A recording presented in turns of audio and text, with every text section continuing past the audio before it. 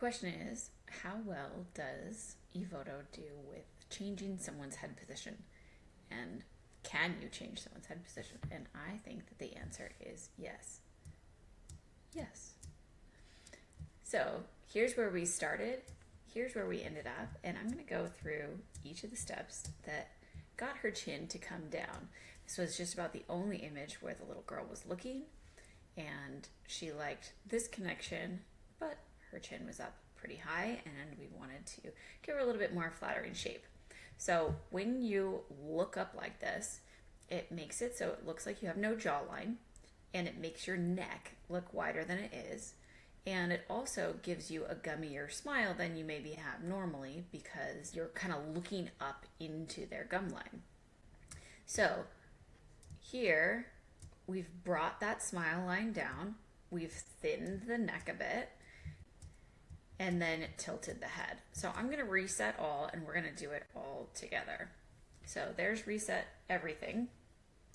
When we're in here in full body reshape, this is where the neck width is, but I'm actually going to start a little bit higher here in facial expression and facial reshape. So first I'm going to tilt her head down. So I'm going to go to the left if I wanted to go up, to the right if I wanted to go down. I'm going to go down as much as possible. So there, I'm going to nod her head.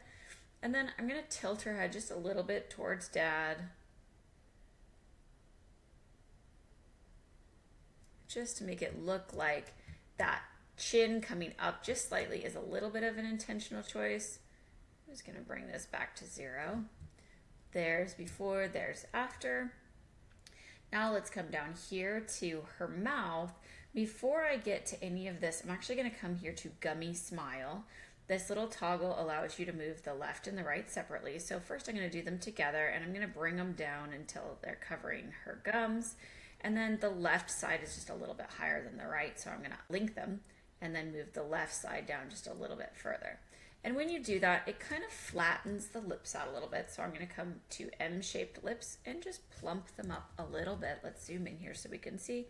So if I pull it all the way out, all the way in, it just lightly M's them. And then I'm going to make them a little bit bigger. So I'm just going to go upper lid, lower lid, just to give her slightly bigger lips.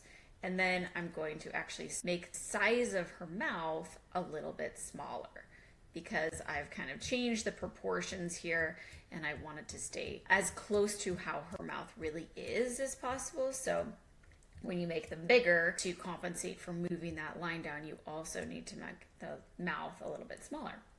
There's also this gentle smile option, which is really not that gentle if you go all the way up, but you can bring it up just a little bit if you need to, just to kind of even out that line. So there's before, there's after. Then we're going to go up to the very top under blemish removal. You have double chin, and I'm going to bring that up, and it's just going to add a little shadow underneath her chin there, helping her look like she's got a little bit more of a jawline. And then the final thing that I'm going to do is that neck size to make it look like she's got a little bit thinner neck so that it doesn't look like her chin's up so high. So I'm just going to bring this in just a little bit. I'm going to leave the right side just like that and then move the left in just a little bit further. And there we go, before and after. One other thing that you could do is come to the hairline as well, because when you tip your head back, your hairline goes back. You also can change where your hairline is coming in so that it looks a little bit more natural. So here we're under hair. I'm just going to move that hairline down just slightly before and after.